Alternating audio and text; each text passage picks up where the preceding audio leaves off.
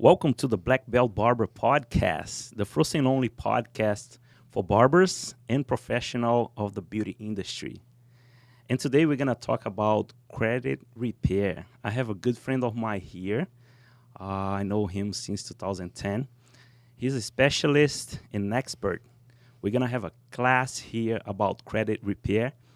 But sometimes you might asking yourself, what does credit repair relates to barbers? Look, I have experience that I have a really bad credit. My credit was messed up.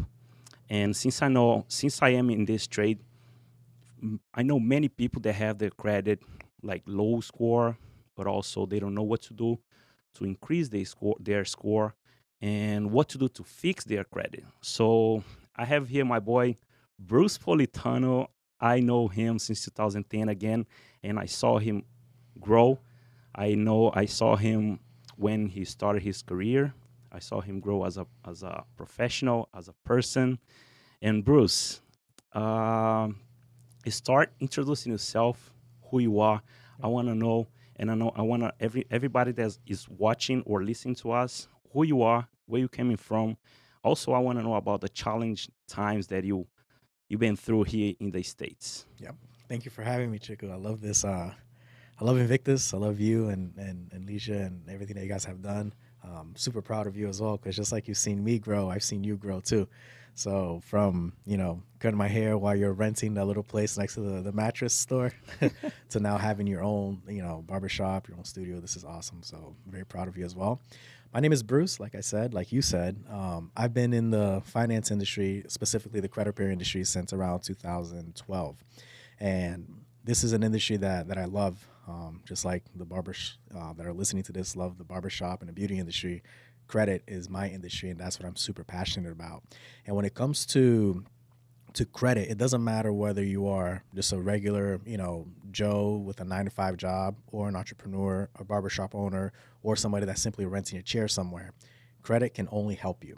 And that's my goal here today, is to kind of explain and teach why your credit is important, because you may not even understand the importance of your credit.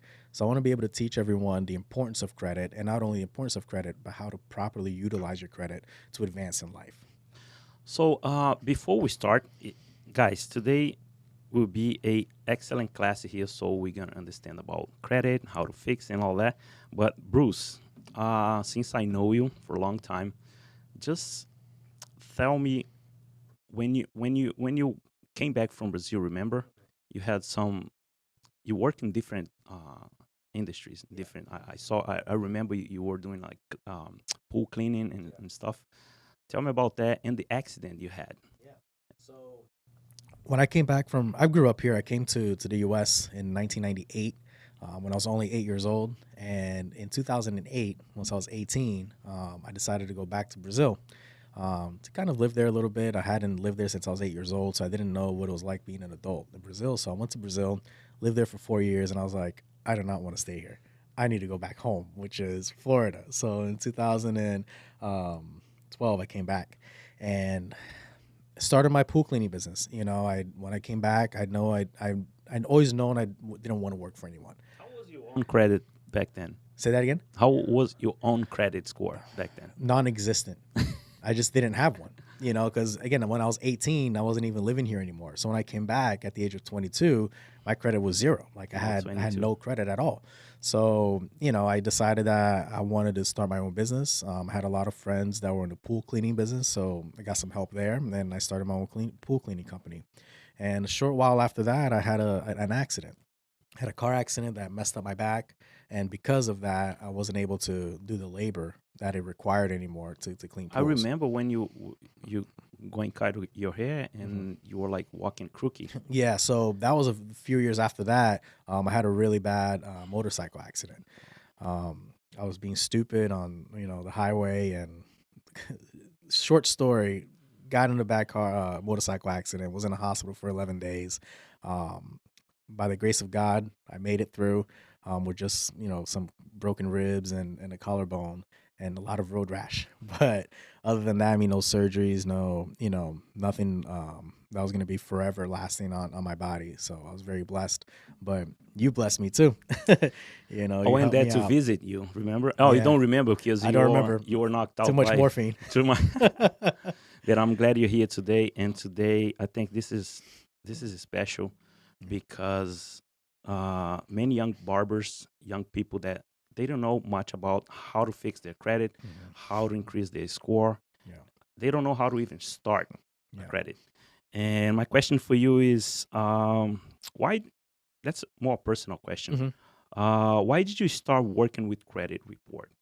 So, well, I had a job that I was working for a law firm that was dealing with debt relief. And what they would do is their clients would pay them money, and they were supposed to help them get rid of their debt through debt settlement, debt negotiation. They would take the collection companies to court and sue them and things like that. But what ended up happening was this company was taking money from their clients and not doing any work. So I wasn't okay with that. I was working for a company that was taking people's money and not doing the work that they were being paid to do. And part of the work that they were supposed to do was credit repair. And in this company, my job there was to hire and train every employee in the company.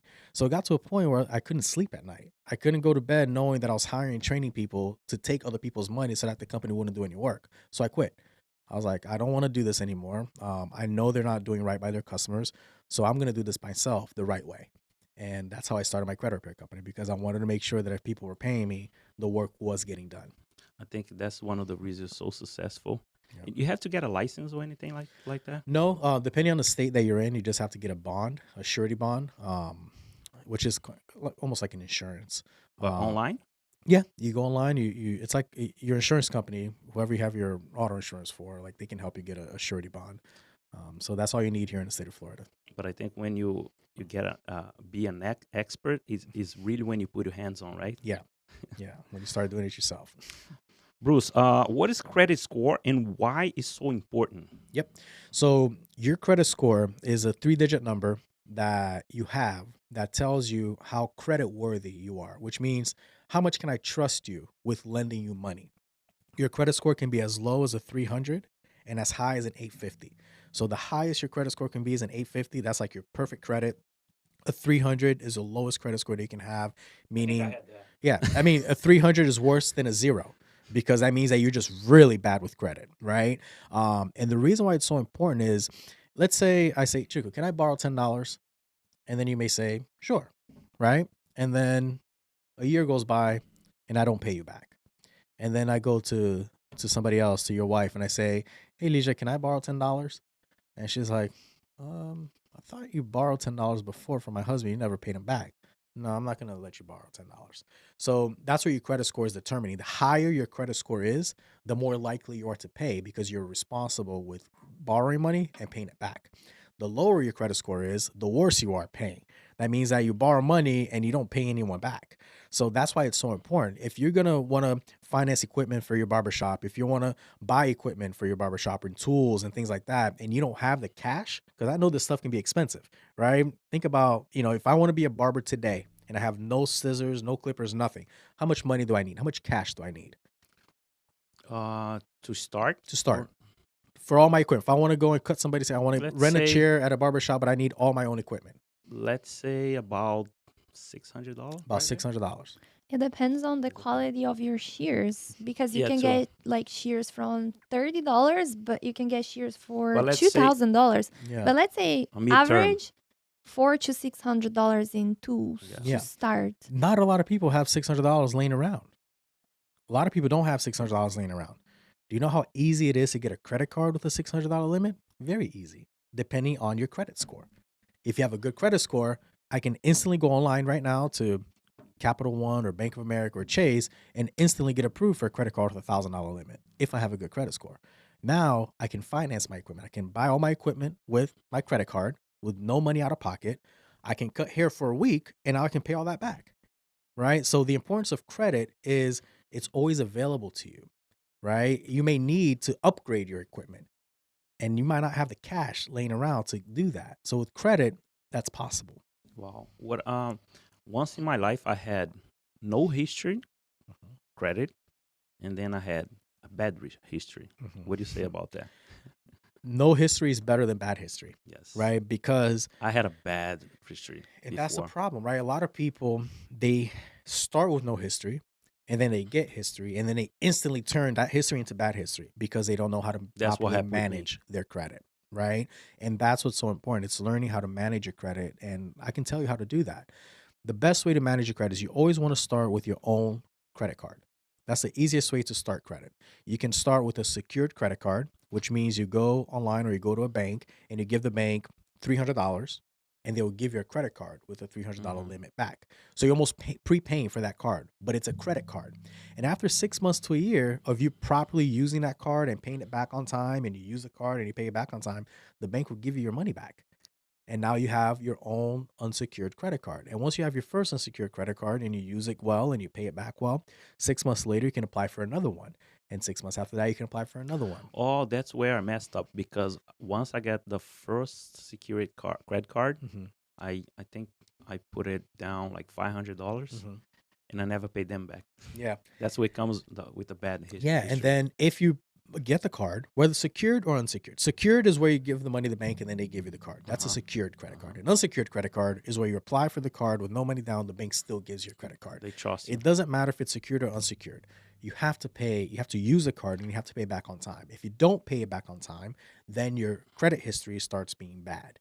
Okay, that's when you started because if you get a bad history already, Mhm. they're not gonna trust you. They're not going to trust you. Yeah. Right. And it's so important that anytime that you use your credit card or anytime that you borrow money, that you pay it back in a timely manner because that's the biggest impact. 35% of your credit score is based off of your payment history.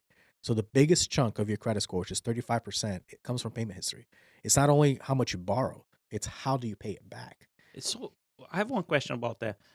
You have to pay like fully and pay for It all the depends. bill, or you have to pay like 5 days ahead, like So prior. there's a trick. There's a trick. So with your credit card, you have something called a statement closing date, and then you have your credit card due date. So let's say your statement closing day is on the 10th of the month. That's when the credit card company is going to close your statement, see how much you owe. That's your statement closing date for that period. And that payment is not going to be due until around 15 days after that. So let's say the 25th. That's your due date. So you have your statement closing date and you have your due date. You have to make your payment by the due date. If you pay after the due date, you're late. If you pay before the due date, then you're good. But here's a trick. If you pay it a day before the statement closing date, that's even better because not only are you not going to have a payment due, when the bank reports the balance to your credit report, they're going to report the balance with the payment already made. So let's say I have a credit card with a $500 limit and I maxed it out. I used all $500, okay? And I pay it by the due date. That's not bad. That's good. But when the statement closed 15 days before, the bank reported a $500 balance. So what happens is on my credit report, I have a credit card that shows that it's maxed out. So if you owe a lot of money, that also means that I don't know if I can trust you because you already owe somebody a lot of money. But you know that you maxed out your credit card. You know your statement closes on the 10th. Today's the 9th. You know you're going to pay it in full on the due date. Pay it in full now. Because then when your statement closes on the 10th, it closes with a $0 balance. And now it's going to report a $0 balance and you don't have a payment due because you already paid it a day before your statement closing date. So that's a way to hack your credit score is don't pay on the due date, which is okay to do. But if you pay a day before your statement closes, then no balance is ever going to get reported on your credit report, which is always going to help your credit score. Wow, I'm learning so much here. Yeah. Bruce, how does the credit score affect your personal life and your business life? So let's go personal for a second. The easiest way that I can explain this is here in this country, your credit controls a lot more than your ability to borrow money. Okay. Your auto insurance is affected by your credit score. Did you know that? Somebody with a bad credit score, I'm talking about 450, they will pay more for car insurance than someone with a DUI. Isn't that I crazy? didn't know that. Yeah. You know that? Yeah, it's crazy. Because again, it all comes to trust, and trust is a factor that matters in this country, right? So your auto insurance, jobs. If you're going to apply for a job, certain jobs require they have a minimum score of something. or else you're gonna work at a bank, for example, right? Well, you could be a teller. They're gonna check your credit score. And if you have a bad credit score, they're probably not gonna hire you. So your credit score affects the jobs that you can get, your auto insurance, where you can live. You're gonna rent an apartment somewhere, they're gonna check your credit score. If your credit score is low, they're either not gonna let you rent an apartment there, or they're gonna require an astronomical deposit. So on your personal life, it affects you a lot. It affects your ability to buy a house, right? You try buying a house with no credit score. It's very Wow. difficult. So what about the business, you mean? So on your business, it's the same thing. If you want to finance equipment, if you want to rent a spot, right? Maybe you want to start your own barbershop somewhere. You're going to lease a place. They're going to check your credit. But more importantly, and this is a topic that we can talk about another day, there's something called business credit, which is completely different from your personal credit. And that's another passion of mine, where my business credit does not impact my personal credit whatsoever. So my own business, everything that I do in my business is completely separate from my personal credit report. So my credit cards that are under my business name, they don't report on my personal credit, because a business, it eats more, it requires more, right? So But let's think like another person. The business is like another person. it is. Right? It is. It's a whole other person. So my advice is, if you don't have business credit yet, yes, use your personal credit to finance your business and start your business, right? But once you're somewhat established, you want to take everything that's in your personal credit that's related to your business and transfer that over to your business credit, because you're constantly running balances and you're constantly buying equipment and you're constantly revolving balances on your business, right? Maybe, like, for example, I do payroll, I do things like that all on credit. And if that reports on my personal credit report, when I try to do something personally for myself, like buying a house or trying to buy a car, all that business debt is going to report on my personal debt, on my personal credit report. And that's not the same thing. I have a question for you about that. Yeah. So I noticed that when you're starting a business, you use a lot of your personal credit. You have to personally guarantee, for instance, a credit card. Yeah. You need to personally guarantee that credit card. They're going to ask you for your social security. Yep. Okay. But when I look at, let's say, Experian credit, it's not showing this business credit card there. Why is that? Because you said it's going to be reported on your personal. Yep. So it depends on some credit cards. For example, a Capital One credit card, the most popular one, the Spark, right? It's a business credit card. You apply for it under your business name with a personal guarantee, because you put your social security number on that application. That card reports on your personal credit. But there are some banks, like the Chase card, American Express cards, those will not report on your personal credit unless you default. So if you default, meaning you stop paying and you're late, then they're going to go and report on your personal credit. They won't report the good history on your personal credit, but if you mess up, then they're going to report the bad history on your personal credit. And that's what a personal guarantee is. But if you have an established business with established business credit, eventually that will no longer happen. It's all under your business. And then question, when you have additional cards for employees, then let's say you had an employee that spent more than he should, and then you're in default, then it's going to show in your personal credit? Yep, because you're responsible for that card. They're an authorized user in essence for your account. So if they are using more than they should and then the payment wasn't made, that's personally guaranteed by you, not by them. Is there any way you can get a business credit card without you being personal responsible for Yes, that? after you build your business credit. So once again, it's all about trust. No one's just going to give it to you. You have to prove to them that you're trustworthy. So start with those that you have to personally guarantee. But eventually, once you build that business credit, then you're going to be able to apply for accounts that you no longer have to personally guarantee. And I can vouch for that. I did that. I started with a Capital One card, and then I did a Chase card. Now I have an American Express card with a $400,000 limit that doesn't matter what happens, that's never going to show up on my personal credit, because I build my business credit enough, not only with credit cards, but with different trade accounts that you can get. So barbershops, you need paper towels, and you need all these, Gloves and stuff. gloves and things like that. So there's a company called Uline that you can go and you can apply for a business account with them. It's instantly guaranteed to be approved, and it's a net 30 account, meaning you pay, you buy the stuff, and you don't pay it back for 30 days. So that's credit, right? Credit is the ability to get money without paying for it right now, with the trust that you're going to pay for it later. They give you time. And they give you time to pay, and then you start building your business credit with these trade accounts. And then you go to the Apple Store, you go to Office Depot, you get a business account with them, right? That is really easy to get. You use it, you pay it. builds your credit. Then you can go to American Express and these other banks and apply for a business card without even putting your social security number on the application. You put just your EIN on the application and you're approved. So it's all, you got to take the right steps. Wow. Yeah. Someone say to me, so true what you're saying, because someone told me that you rather to have a credit in the United States than money in your pocket. Right? Yeah. What do you say? I agree. Right? I agree 100%. Because money, it's only going to last while you have it, right? If I have $100,000 right now, how many times can I use that $100,000? Just one time. If I have a credit card with a $100,000 limit, how many times can I use that $100,000? Over and over and over and over again, right? So credit for me is, don't get me wrong, cash is important. You need to have cash. But for me, credit is king, right? Credit is what's going to propel you to the next level. We started our company, Invictus Barbershop. I had no credit, right, babe? Business. Actually, the personal I was working on to build my scores. Now I am 815 score. Yeah. And the company has nothing, zero. And then we start from nothing, and then we have a good credit score now. Yeah. So, and we use it wisely.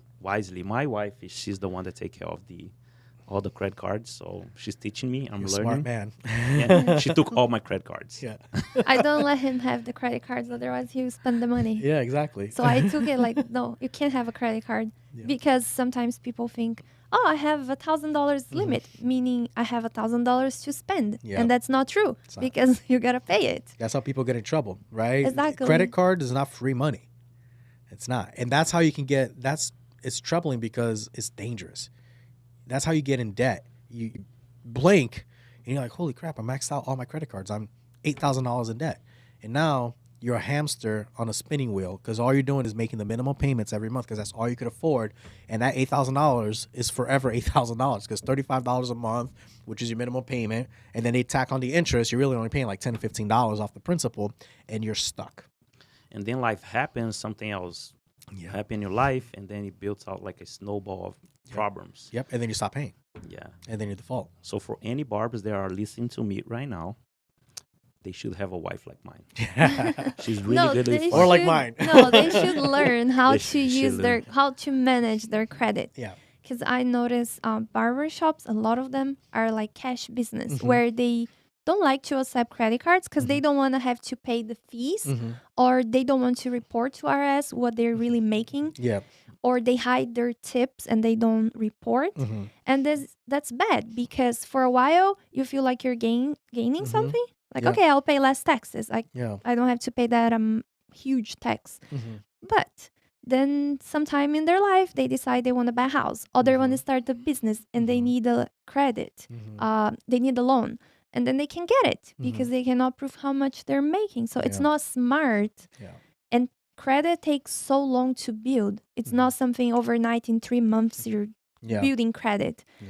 Especially if you have a bad history. Tell your story about how bad your credit was. Yeah, before that, just something came up to my mind that if you don't know how to deal with finance and organize all this stuff, like I noticed a lot of barbershops and barbers don't know how to find someone that does. Yeah. Pay someone. You have to learn, of course, a little bit about it. Yeah. Or like I do have her, but if I didn't have her, I had to learn more and more and more about it. Yeah. So, man, I had a really bad credit history. So when I met you, right, babe? I met her. I owe the credit card $500. I don't know. Your limit was 500 and you owed 500, meaning you maxed out the card. Yeah. I maxed out the card. I was broke. So I didn't know how important and how to fix it. Yeah. I think you were the one that helped me, right, back then? A little bit, and then you helped my brother also. Yeah. So the question is the same thing she was saying, Bruce, this time is I see a lot of barbershops that are cash only, like the way she was saying. And because that what do you have to say about this, that barbershop that only use cash? Yeah. So it's not wrong, right? There's more than one way to do something, right? But the benefits of you doing things one way versus another are always going to be different, right? If you're a cash only business, great. You're a cash only business. But then you only have the benefits of a cash only business. Oh, great. Right? Now, if you run your business on cash and off credit, that's a whole other thing, right? So let's talk about receiving payment, right? You talk about a lot of barbershops won't accept a credit card payment because they don't want to pay the 2.9% fee to Stripe or to whatever, right? Stop and think about that. How many customers are you potentially losing because you're a cash only business? Do you know how much cash I have in my wallet? Nothing.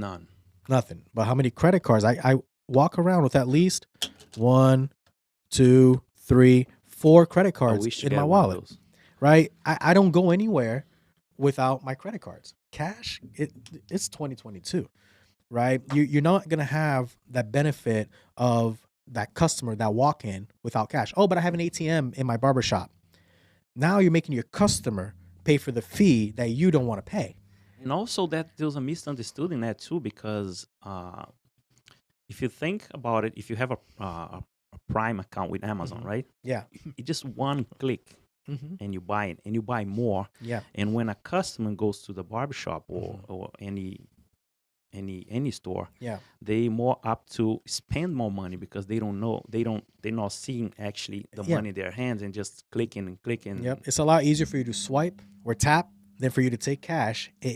When there's that exchange of cash, it hurts more, right? So as a barbershop, if you accept credit card payments, you're probably going to sell more products, right? Because now, oh yeah, do you want that? Yeah, I don't have to take an extra bill out of my pocket to buy the shampoo or to buy the cream or the whatever. Yeah, just put it on the card.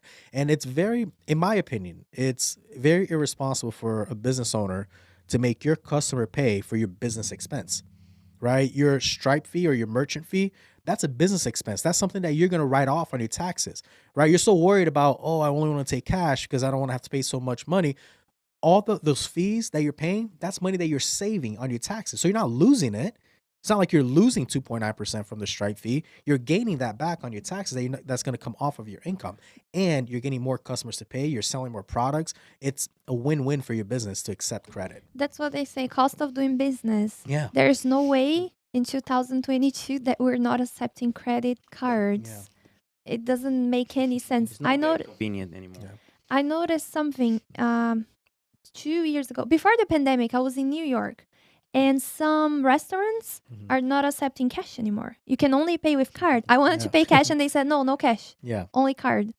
We're moving towards that. And I'll tell you another thing. Your merchant account, you can get loans through your merchant account. So if I'm running, I don't know, $10,000 a month in credit card payments, my merchant provider, Stripe, Square, whoever, they know that.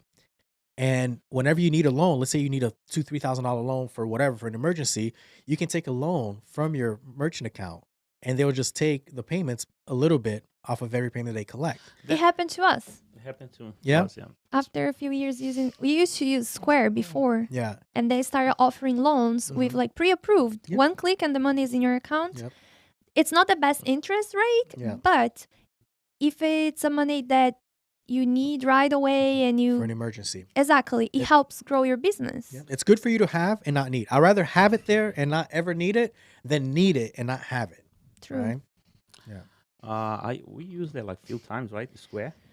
Yeah, we took advantage of this capital that Square offers. Yeah. After some time you're using them, they know how much money you're making. We use, I think, 2 or 3 times to improve things in our barbershop. To buy like new chairs, to do little upgrades. So it was really helpful at the beginning of the business when we didn't have a good credit line with the bank or a good credit card that we could use. Or cash.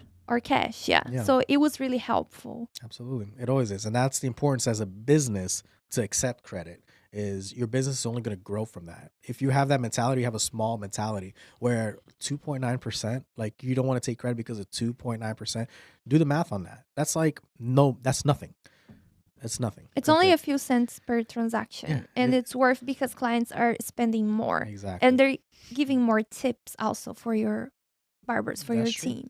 It really works. We always take our business like a real business, and we also have benefits from that. Like from the the PPP check, right, babe? So when you take your business for real, you also have all those benefits. The benefits. Also. Yep. What are the things you would say are the worst for your credit? The worst thing, you are the worst thing for your credit. You can't blame anyone else for your credit because no one else has access to it. Unless you get your girlfriend and you give her a credit card and then you go and let her spend it. That's still on you. So you are your best friend or your worst enemy when it comes to credit, right? Now, let's talk about some things that are uncontrollable, right? I had a motorcycle accident, right? I went to the hospital. I broke bones. I was in the hospital for 11 days. How much do you think my medical bill was? $1 million? Quarter? I have no idea. Almost. It was like $100 and some $1,000, right? Do you think I have $100,000 to pay that? Even if I do you think I'm going to pay $100,000 to the hospital for something I have no control over? Or you're working and you slip and you fall, whatever. You get sick, you go to the hospital, you have this huge medical bill, you don't pay it back. What's going to happen? The hospital is going to report that. They're going to sell that to a collection company. And then the collection company is going to report that medical down your credit report. That's not something that you are irresponsible and you chose to get sick, but it's still on you, right? But nowadays, the credit scoring companies, they're not factoring medical debt as heavy anymore on your credit score. Some versions of your credit score don't even factor in medical collections on your credit score, the newer versions. The bad news is that most banks aren't using those new versions yet. Most banks are still using the older FICO versions of your credit score, which still take account your medical debt towards your credit score, right? But if you, for example, you're going to try to buy a house, oftentimes they don't count the medical debt against you, right? But a collection for a credit card, they'll count that against you. A car repossession that went into collections, they'll count that against you. So there's different things. Like, you are your worst enemy when you have control over things and you let it go. But for certain things like your medical debt, you didn't choose to get sick and go to the hospital and have a $50,000 debt, but that's still going to be your new credit, right? So how do you fix that? That's the big question, right? How do you fix that? That was my next question. Right? How do you fix not only the debts that you are responsible for because you screwed up, and the ones that you're not necessarily responsible for, like you didn't choose to get sick? They're all done the same way, right? The credit bureau, there's three. So you have a credit report with three major credit bureaus: Experian, TransUnion, and Equifax. These three companies, think of them like Burger King, McDonald's, and Wendy's. They're three completely separate companies from each other. They just happen to be in the same business, okay? And how does that business work? Well, you go to a bank and you request to borrow money, whether it's through a credit card, through an auto loan, through a personal loan, through a mortgage, right? You're going to request money from the bank. The bank is going to go to the credit bureaus and they're going to check your credit report to see if they can trust you to lend you the money. Let's say they can't trust you. So then they lend you the money. They give you the credit card, right? Now you have a relationship with that bank. And every month, that bank is going to report to the credit bureaus that relationship, right? Meaning, how much did you borrow? How much do you still owe? How much are you paying? Are you paying back on time? They're going to report that every month, right? Same thing with a collection account, right? Once something goes into collection, oftentimes that collection company is going to report that to the credit bureaus, and every month they're going to report. But there's a law. Well, there's multiple laws that regulate how that reporting, how that relationship is managed, right? That law is called the Fair Credit Reporting Act. So the credit reporting has to be fair according to the Fair Credit Reporting Act. And there's a lot of times the banks, the bureaus, the collection agencies, they're not following that law like they should. Like, you drive a car, right? The speed limit is 45. Do you always drive 45? No. Maybe 46? Maybe 56. I always go like 5. Right? But you don't always get pulled over for that. Yeah. Right? So the credit bureau is the same thing. There's a right way that they have to do things according to the law, but they don't always do it that way. And what happens if you get pulled over doing 56 on a 45? You're probably going to get a ticket. Right? So it's okay until you're caught. Right? Mm-hmm. So same thing with the credit bureaus. If you can dispute that information and just require that they prove to you that they're following the law like they should, oftentimes they won't be able to prove that. And if they cannot prove that they're doing things the right way, then they're not allowed to report it. And so they have to remove it. And that's how we work. That's what our job is. Our job is, on our client's behalf, to fight them to make sure that they can prove that they're following every single aspect of the law as they should to report that information. And if they cannot prove it, they cannot report it. And we demand that they remove that from their credit report. So you're not saying it's not mine. I was never late. It's on my collection account. You're saying is, can you prove that you're doing this the way the law says you should be doing it? And if you can, then I'm sorry, you can't report it. You have to remove it. What about if they prove? What's the steps? Like, you have to pay. You can make a deal? Then you can negotiate. So a lot of collections, for example, how do collections work? So a collection company will go to Chase, for example, and they'll say, hey, Chase, do you have any debt to sell me, right? And what happens is Chase has hundreds and thousands of customers that are not paying them, right? You went to Chase, you borrow money on a credit card, you max it out, you never paid it back. You never paid it back. In 6 months went by and you never paid it back, right? Then a collection company comes around and says, hey, Chase, you have any debt to sell me? And Chase is like, yeah, I have this guy, Chico. He owes me $1,000, hasn't paid me back. And the collection company say, okay, well, I'll give you $200 for it, right? And Chase is going to say, okay, well, do I take 0 from Chico, or do I take 200 from the collection company and sell them the debt? So collection companies, they'll buy defaulted debt for pennies on a dollar from the original creditors, from the banks. And then now they own the rights to the entire $1,000. And they're going to come after you for it now, right? So we know that they didn't pay the full $1,000 for it. We know they paid less. You owe $1,000. So maybe you can go to the collection company and say, look, I'll give you $300 right now. I'll pay you $400. You can negotiate with the collection company. I'll pay you, but only if you agree to remove it from my credit report if I pay you. If you don't remove it from my credit report, good luck collecting from me. How long something like this would stay in your credit if you owe whatever credit card and then you don't pay? How long does this debt stays in your history? It stays on your credit report for 7 years from the date of last activity, which means the last time that you made a payment on the account. 7 years from that date. What happened after 7 years? And then it comes off of your credit report. But there's a difference. There's a difference between something being able to be reported on your credit report and the debt being legally collected. So in the state of Florida, the collection companies and the banks, they have 4 years to legally be able to collect that debt from you, meaning to sue you for that debt, take you to court and take legal action against you. They only have 4 years to do that, again, from the date of last activity. But it can stay on your credit report for 7 years. So even though they can only legally pursue the debt for 4 years, it's still going to stay on your credit report for 7 years. But a state like Connecticut, for example, they have 15 years to collect the debt. So it can come off your credit report in 7 years. They still have another 8 more years to sue you for that debt. So there's a difference between the time that the debt is allowed to report on your credit report and the time that whoever you owe can legally pursue you for that debt. And for how long this would affect your credit? How bad would be? So for 7 years. The way it works is the more recent it is, the harder impact it's going to have. The older it gets, the less and less and less impact it has on your credit score. But it will continue to impact your credit score in a negative way for 7 years. So in the state of Florida, 7 years, and then after that, it disappears from your credit report. No longer has an impact. Yep. Interesting. Yeah. Very interesting. Yeah. But who wants to wait 7 years? Yeah. You know what I can do in 7 years? I can do a lot. My life is going to move. But sometimes you're young and stupid and you just let that go. Yeah.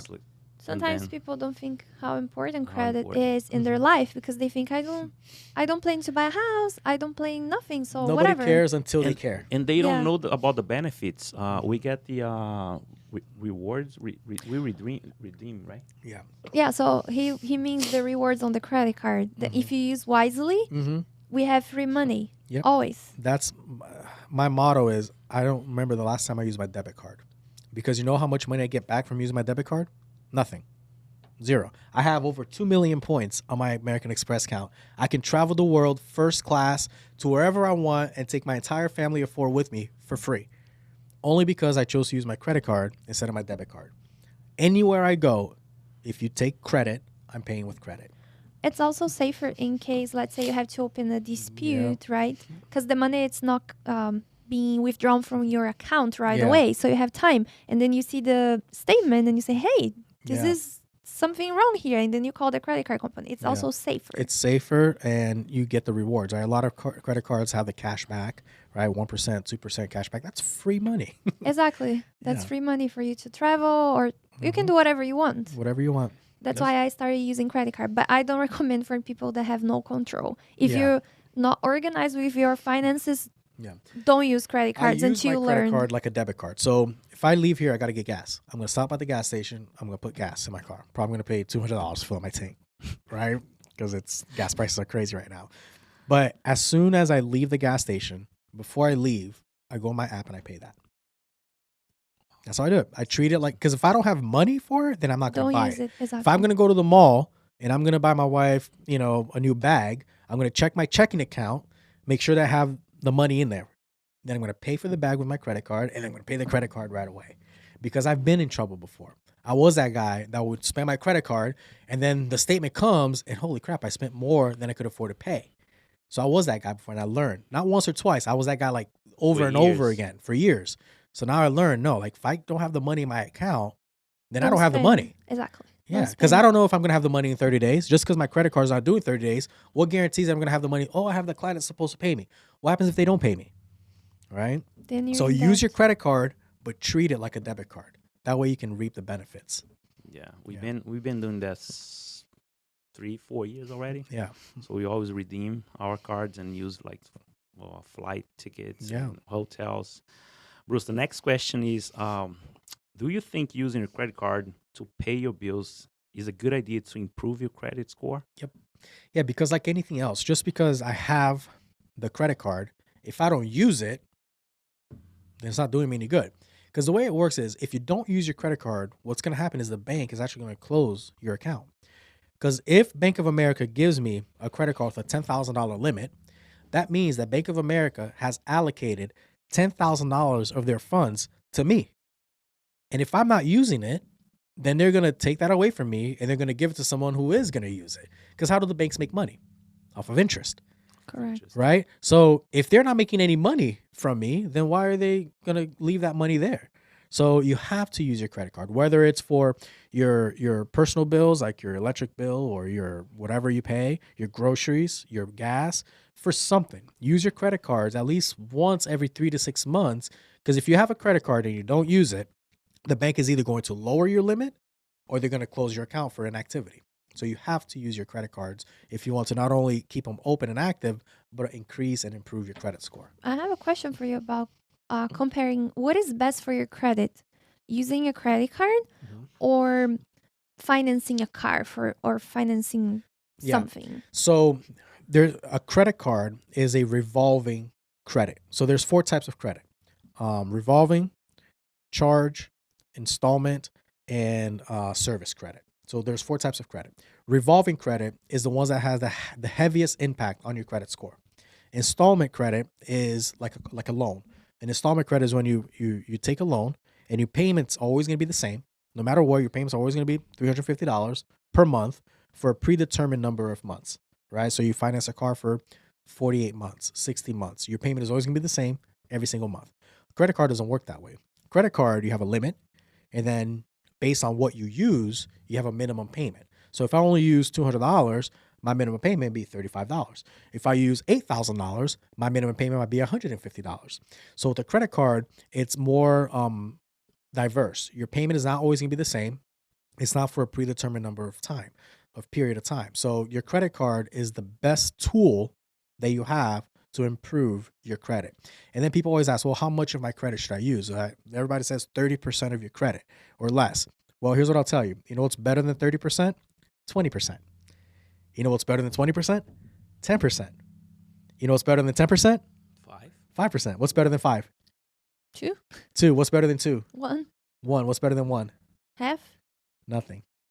1% usage of your card is the best for your credit score. People who use 0, people think, oh no, I use 0% of my credit. That's not good because you're not using it, right? 30% is okay, but 1% is the best for your credit score. Like if all my cards are paid off, my credit score is lower than if I have a small balance on one of my cards. Why is that? Because FICO, right, your FICO score, the way they calculate it is 1 to 7% utilization is the best for your credit score. If you have higher than that, it's not going to be bad, but it's not going to be as good as you using 1 to 7%. So if you're looking to boost your credit score fast, the best way would be using a credit card, using between 1 and 7% limit. Consistently. Use it all. You have a $500 limit, max that thing out. But one day before your statement closes, pay it off and leave $10 unpaid on that card. Because then your statement is going to close, and whatever balance is on your statement closing date, that's what's going to get reported. So if you don't pay it by your statement closing date, then it's going to report as maxed out. And that's 100%. Your credit score is going to ding, right? Whoa. But if you pay it a day before your statement closes, then when your statement closes, it's only going to close with $10 left on a $500 limit. And then that's going to increase your credit score because there's a 1% to 7% utilization ratio on that card. And I have another question. Why there is a difference between the points on these different companies? Experian, what's the other one? Equifax. And Equifax. Why they have difference? If you compare your credit, it's going to be different. That's a great question. So remember how I said the companies are like Burger King, McDonald's, and Wendy's? They're 3 separate companies from each other. So the way it works is Bank of America has to pay the credit bureaus to report. So Bank of America, if they want that account to show up on your Equifax credit report, they have to pay Equifax to report. If they want TransUnion to report it, they have to go and they have to pay TransUnion. If they want Experian to report, they have to go and pay Experian. So what happens is a lot of times some banks, some collection companies won't report to all 3. They will only report to 1 or 2. And that's why there's a difference in your credit score. Because if my Bank of America credit card is only reporting on my Equifax report, then that's only going to impact my Equifax score. My Experian and my TransUnion don't have that Bank of America history to factor into my credit score. So that's why your credit scores are different. I guarantee you that if your credit scores are different, every account that's on one report is not going to show up on the others as well. It could be a credit card, it could be a loan, it can be a collection. So that's why your credit scores are different, because what calculates a credit score is the history on that report. So if the history is different, the score will be different. Yeah, I noticed Experian, it's lower than Equifax and TransUnion. Yeah, chances are either Experian has more history or more data that Equifax and TransUnion has, or the opposite. They have less data than Equifax and TransUnion have. Actually, that happened with us. We went to the dealership, right? She checked it before. Our credit was lower. On Experian was lower, and then they use probably TransUnion or Equifax, and then they said, "Oh, your score is A15," but on Experian is less. But there's also different types of credit. So your credit score for an auto loan is different than your credit score for a credit card, which is different from your credit score for a house, because they calculate the data differently. Yeah, it's crazy, right? Yeah. So if I'm going to buy a car, okay, and my auto score is, let's say, a 620, but my bank card score is a 780. Why is that? Well, my bank card score is factoring heavier weight on my revolving accounts, on my credit cards, right? So I may have a lot of credit cards that I pay good. I've never been late. I pay fast. My utilization is 1% or 2%, but I have a repossession on my credit report. The repo doesn't affect my bank card score as heavy as it would my auto score. Does that make sense? Yeah. So you don't have one credit score. You have hundreds of credit scores, and different types of accounts have different credit scores as well. So and question, you mentioned something about DUI and whatever. Does these affect your credit? No. No, right? The only things that affect your credit are your accounts that you apply for credit for. So unless, like, a DUI won't affect your credit score. It has to be something related to payments that are reported on your credit report. And for car financing, if you have let's say there is lease and financing, they both affect your credit in the same way? Yeah. It doesn't matter? It doesn't matter. A lot of times what happens is once you pay off your auto loan, your credit score drops, right? Why is that? Well, that's because now you don't have that history anymore. Credit history is important, right? So if you no longer have an account, then you no longer have that good relationship being reported because it's a closed relationship, right? So why is it that I just did something good. I paid off my loan. I paid off my car. Why did my credit score drop? Because that history just ended. That relationship just ended. So people that doesn't want to have payments and prefer to pay everything in full will never build a credit. They will build, but they will never have an 850. right? Do you know people that have 850? Yeah, I know like 2 people. Wow. Yeah, I'm 11 points away, so hopefully I'll get there. 1% of the U.S. population has an 850 credit score. Wow. I had a 830, right? 815. Yeah. The max But again, was an 850 and 815. what? Credit Karma is what people look at. Number one, Credit Karma doesn't give you your FICO score. They give you what's called your Vantage score. So let me talk about that for 1 second. You wake up in the morning, you go to the bathroom, you step on your scale, and you weigh. How much you weigh, Chico? Tell the truth. 98. 198? 198. 198 pounds. Yeah, pounds. 198 pounds on your bathroom scale, right? Then you go to the kitchen, you get some milk. Oh, man, I'm out of milk. So you go across the street to Publix, and you step on a Publix scale. How much does a Publix scale say you weigh? Not 198. Less, maybe? Maybe 199, 196. It's a different scale that you're stepping on, right? Or your bathroom scale says 198, but the scale at the doctor's office says 201. And it can be 30 minutes away from each other, right? It's because you're stepping on a different scale. So FICO is a company that calculates credit scores based on the credit history on the credit report. Vantage is another one of those companies that calculate a credit score based on a credit history on the report. But their calculations, their formula is different. So your Vantage score might be a 815, but your FICO score might be an 830 or a 620. They're different because it's a different scale. They're taking different formulas to calculate the score. The data is the same, but FICO may take 35% for your payment history. Vantage may only take 28% for your payment history. So that's the difference there, right? If you're comparing your FICO score to your Vantage score, then that's not true. Like a lot of people go, oh, I'm going to apply for a car loan. Credit Karma says I have a 720, and then you go to the dealership and it comes back as a 620. Why is that? Well, it's because you got your Vantage score. The dealership got your FICO score. So they're different, right? I forgot your question. What was your question? I forgot you. Yeah, I just went on this tangent about the difference of scores, but there's a big difference on what type of scores are you looking at. Your mortgage score is different than your auto score. Your FICO is different than your Vantage. My last question was about car financing and car leasing. He answered. And it affects in the same way as long as you pay. As long as you pay. And then it also depends on how much, again, just because you paid off the auto loan doesn't mean that's a bad thing. Your credit score will drop, but it will rebound. Once the history readjusts to now there is no longer this relationship, then they're going to give the heavier impacts of the relationships that you still do have. So even though your score will drop, it's not going to stay down. It will rebound back up after a few months, after the algorithm understands that, hey, this is a relationship we no longer have to count. Let's count only these relationships now. And what if you have something reported in your credit that is incorrect? What should you do to fix that? So again, you dispute it. And the way you dispute it is you find that information on your credit report, and then you write a letter to whatever credit reporting company is reporting that inaccurate information.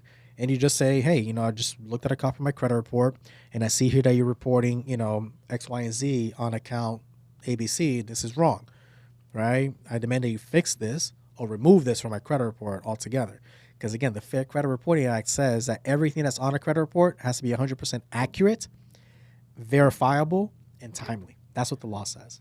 Interesting. Then do you need to hire someone, or you can do yourself? You can do it That's what I yourself. was going to ask. Yeah. Yeah, these are things that you can do yourself, right? But I can cut my own hair too, right?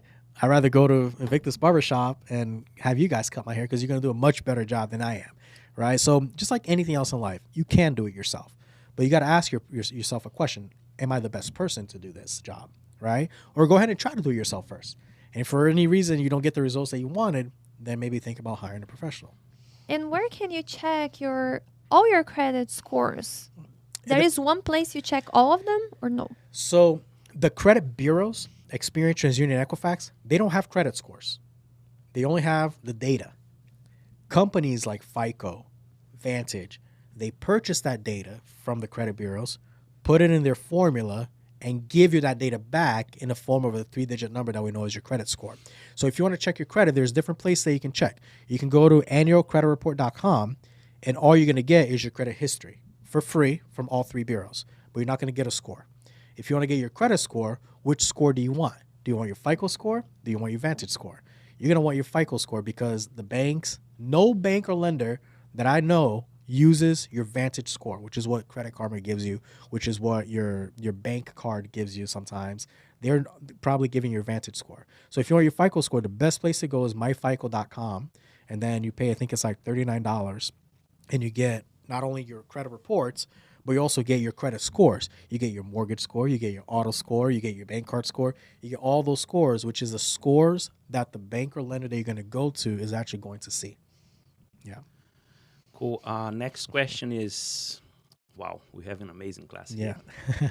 I'm a eternal learner, a student, right? Next question is, Bruce, what about whoever had like a fraud in their social security and get like myself, let me explain. Yeah. Someone like kind of hacked my social security and they file my taxes. It didn't have anything bad, like didn't affect my credit, but they file and they receive money back from the IRS. So in a case of fraud, what could happen to affect the credit? What can someone do to prevent that? Yeah. So it happens. It did happen before, you know? Oh, it happens all the time. Wow. It happens all the time. And what happens is most times when the fraud happens, whoever hacked or, stole your social security number, they're going to go and try to apply for accounts.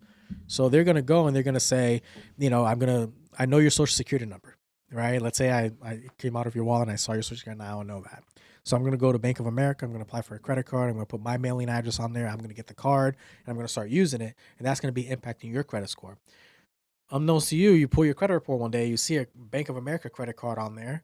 You're like, wait, I never had a Bank of America credit card. How did that happen? So that's a fraudulent account.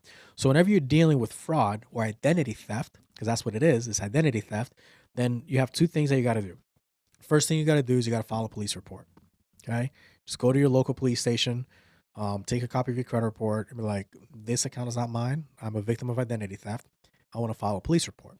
So on a police report, you're going to list all the accounts that are on your credit report that are not yours, that are fraudulent accounts due to identity theft. So now you have that police report. Then you're going to go to the FTC website and you're going to file an FTC affidavit. It's a form that you fill out that stating that you're a victim of identity theft. Then you're going to take that affidavit and the police report and you're going to write a letter to the credit bureaus and you're going to say, I'm a victim of identity theft.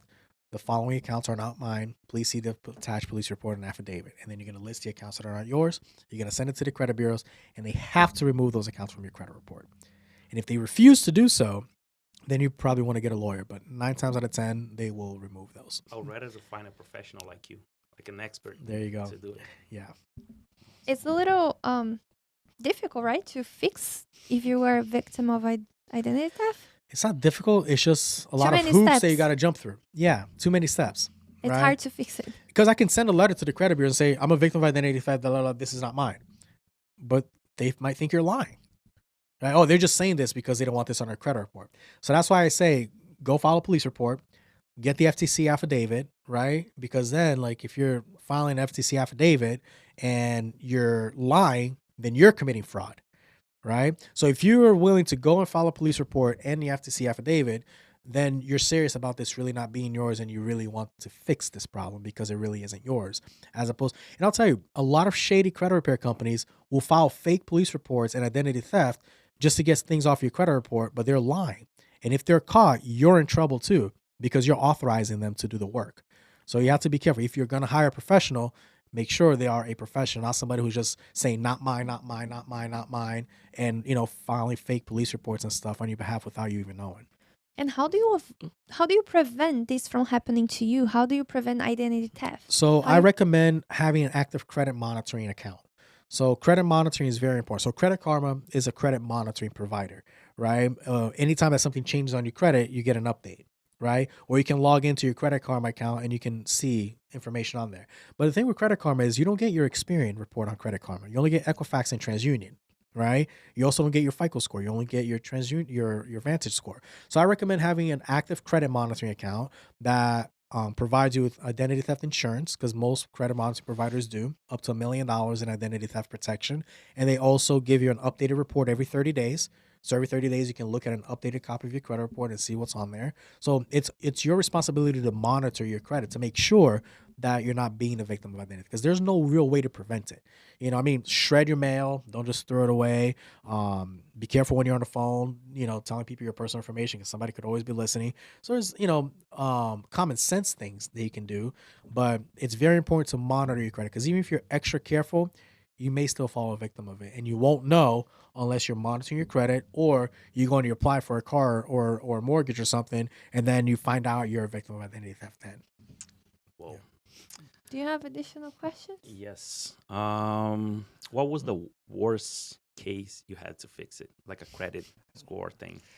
Credit repair? I had a client a few years ago. He went to jail.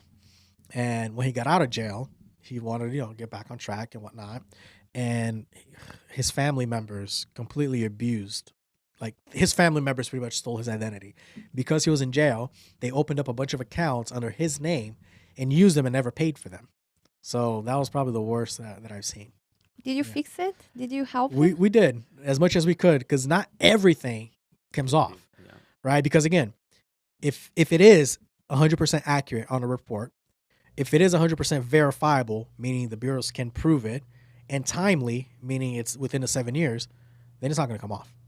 The only things that come off are the ones that are not accurate and or cannot be proven to be accurate. But he was a victim of identity theft.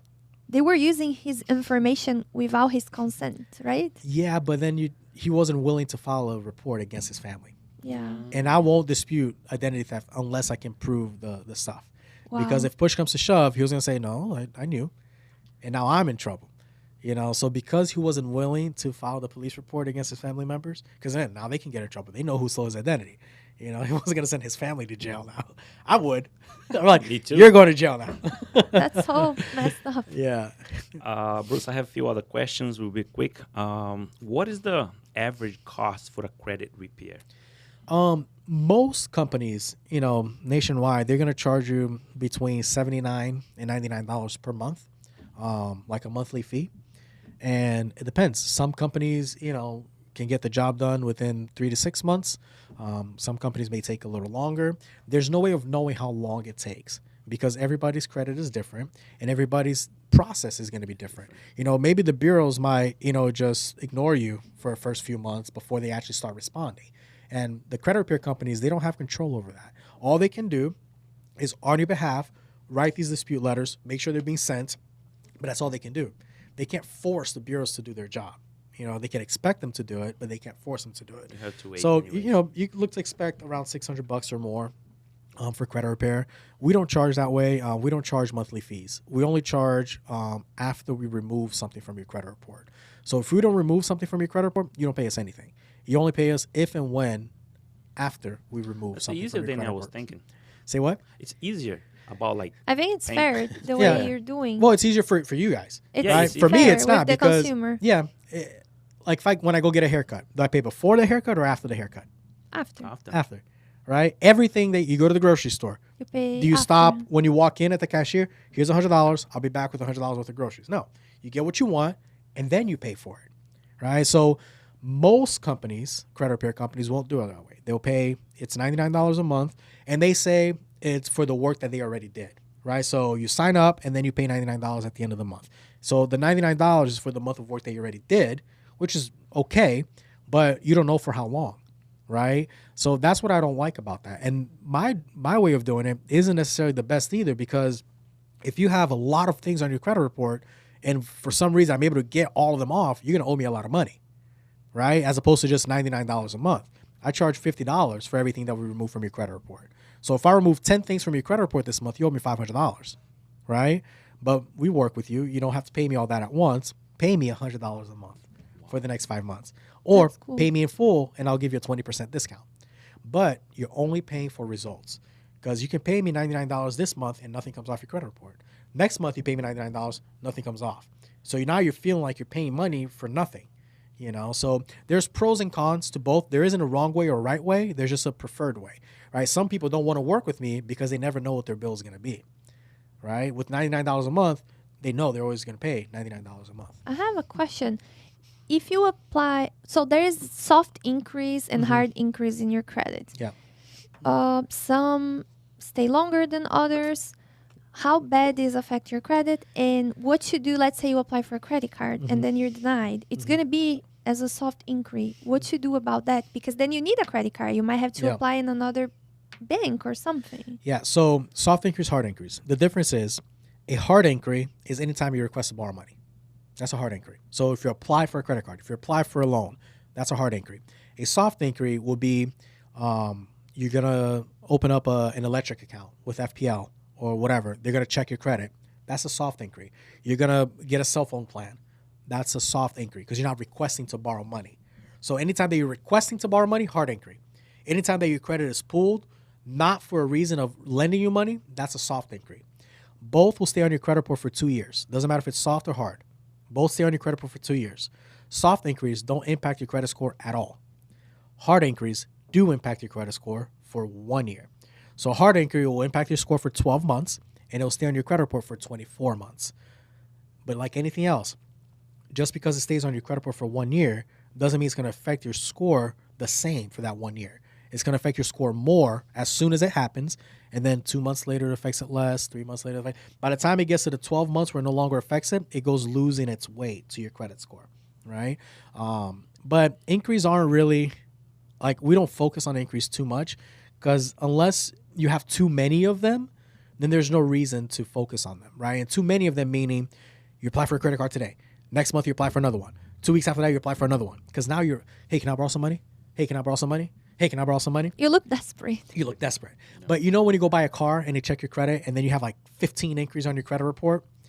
Did you know that that doesn't count as 15 inquiries? It only counts as one. Because you're not trying to buy 15 cars. Trying to buy one. You're trying to buy one car and you have so many inquiries because the dealership is shopping for a loan. They're trying to get you the best rate. Does the same happen with credit card? Nope. With credit card, every time that you apply for a credit card, it's one inquiry.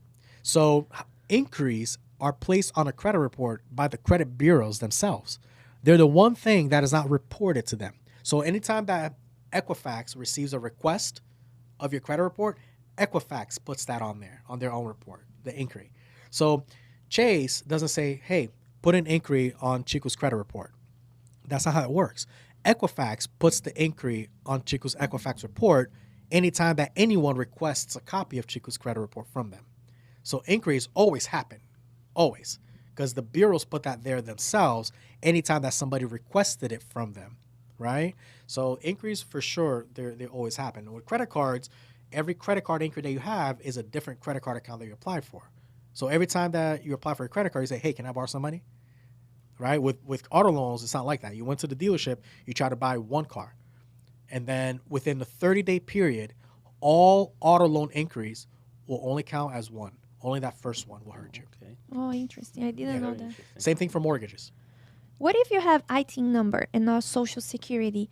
Do IT number also works as social in terms of points and credit? It does, but it shouldn't. Because an ITN number is a tax ID number. It's not a social security number, right? And some banks know the difference. So, for example, you can go to Capital One and you can apply for a credit card with a tax ID number. Where it says social security number, you put your tax ID number. A tax ID number always starts with a 9. Social security number will never start with a 9, right? So that's how I know the difference. I'm sure the banks know that too, right? But some banks, the moment they see that 9 there as a first number, they know this is not a real social security number. They'll deny you just for the fact that you're not using your social security number, right? So a lot of people do that. They will apply for accounts with a tax ID number maybe because they don't have a social security number yet. Then later, when they do have a social security number, they have to go through some steps in order to have all that history that they build under their tax ID number to transfer over to their social security number. But it is possible. But you build credit the same way with an IT, meaning they're going to count the points with the same standards, with the same evaluation. Same way. The only difference is that they know you to have this social security number. And the moment that you have now a different social security number, they're like, wait, that's not you. They're going to open a new credit profile for you with this new number. Then you have to transfer all that information to them. Yeah. But then when you have an 19, if you consult your FICO score, it's going to be there. You won't be able to get it. No? Only if you have a social. Mm-hmm. If you go to these credit monitoring sites, none of them will allow you to open an account with a tax ID number. And how do you know your credit score when you have just an IT number? You don't. You don't? Because you're using your tax ID number as a social security number, which it's not. right? So technically, you're wrong for doing it. You shouldn't do that. But there's a loophole that, the bank systems don't catch it. Some banks do, some don't. Yeah. Wow, amazing. A question to a professional. Okay. Does the credit repair hurts your credit score while you as an expert are trying to fix it? It does hurt the credit score of the client. No. And the reason why it doesn't is we're not trying to... If you do some wrong. You can't. Oh, okay. You can't do anything wrong. Now, what can happen is while you're in the credit repair process, your credit score may go up and down while you're in the process because you're removing things. I might be telling you to, hey, go get a secured credit card. So you're adding things. So your credit score is going to be unbalanced during the process. But at the end of the day, here's what I'll tell you. You may come into a credit repair program with a 700 credit score, and you may leave the program with a 680 credit score, but a better credit report. So you may leave with a lower score, but a better report. Your credit score isn't what matters. Your credit history is what matters. I've seen people with a 750 get denied for an account that somebody with a 650 got approved for, right? So let me give you an example. Let's say I have a 750, okay? But all my credit cards are maxed out, okay? I apply for a credit card, I get denied. You have a 650, all your credit cards are paid, but you have a few medical bills in collections on your credit report. So that's why you have a 650. I have no collections, nothing. All I have is maxed out credit cards and a 750. You have some collection accounts, let's say they're medical collections, and you have a 650 credit score. I apply for the card, I get denied. You apply for the card, you get approved. Why? Because of the credit history. Because of the credit history. Credit history approves and denies you, not credit scores. So our goal in credit repair, in my program, isn't necessarily to improve your credit score. Yes, that's one of the goals, but my goal is to give you a clean and healthy credit history because that's what's going to matter when you go apply for the account. Yeah. Amazing. Any other question? I have one last question. No, I'm done with questions. Bruce, I have this question for you. If you have one thing to say that could help who's are listening or watching, one thing to say that could help someone with a bad credit or if they want to build their score, anything that can help. One thing. One thing that I'll say is educate yourself on credit. Don't wait until you need your credit to try to go learn about your credit. Know about it first so that by the time you do need it, you're good, right? So education is key. If you don't know where to go, Google it. Google is the best thing that you can do. Is you can Google things and you can learn things really fast. Or talk to a professional. Wow. And I always say this sentence that says that for all your questions, education is your answer. Yeah, exactly. So that's the one thing. Educate yourself because you may have a good credit score, right? And you may feel like, oh, I don't need to know anything because my credit score is good. No, you're wrong. You do need to know. You need to know how do you maintain it good? How do you keep it good? Because you might do something without knowing that what you're doing is actually hurting you because you didn't take the time to educate yourself. So don't think that just because your credit is good, you don't need to educate yourself. You do. And if your credit is bad, you definitely need to educate yourself. What do you need to do? What steps you need to take to get out of this bad credit situation over into a good credit situation? So if there's anyone that are listening to us right now, this was amazing class. I learned myself a lot. Did you learn something? Yes. Always learning with Bruce about credit. Bruce, Thanks, one guys. of my friends for a while, and thank you very much for coming. And thank every single person that are watching the Black Belt Barber podcast, the first and only podcast about entrepreneurship for barbers and the professionals in the beauty industry. Thank you very much, and I you for wish having me, guys. success and prosperity. To you too. Thank Thanks, you, guys. sir.